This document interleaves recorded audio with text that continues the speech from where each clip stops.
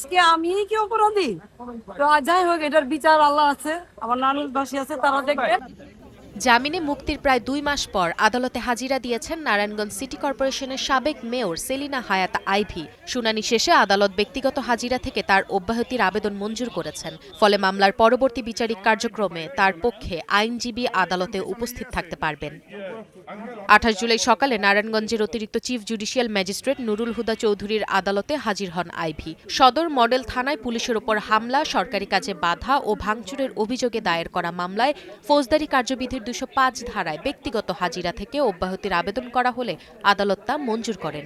আদালত একই মামলায় আইভী সহ 69 জনের বিরুদ্ধে অভিযোগপত্র গ্রহণ করেছেন এবং পলাতক আসামিদের বিরুদ্ধে গ্রেপ্তারি পরোয়ানা জারি করেছেন। আইনের প্রতি যে উনি শ্রদ্ধাশীল, এইটা আমরা প্রমাণ করেছি। এই নারায়ণগঞ্জ থানার মামলা, যেই মামলাটা মেয়রকে বাড়ির থেকে গ্রেপ্তার করার পরে রাস্তায় তার গাড়িতে হামলা হয়েছে, সেই মামলাটায় তাকে আসামি শ্রেণীভুক্ত করে এজাহার দায়ের করে।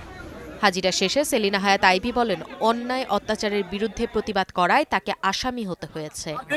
সবসময় নারায়ণগঞ্জে আমি যখন প্রতিবাদ করেছি সর্বক্ষণ হত্যার বিরুদ্ধে, অত্যাচারের বিরুদ্ধে, জুলুমের বিরুদ্ধে, আর আজকে আমি কি অপরাধী? তো যাই হোক, এটার বিচার আল্লাহ আছে, আমার নানুবাসী আছে, তারা দেখবে। দীর্ঘদিন কারাবন্দী থাকার কারণে শারীরিক অসুস্থতার বিষয়টি বিবেচনায় নিয়েই ব্যক্তিগত হাজিরা থেকে অব্যাহতির আবেদন করেন সেলিনা হায়াত আইভী।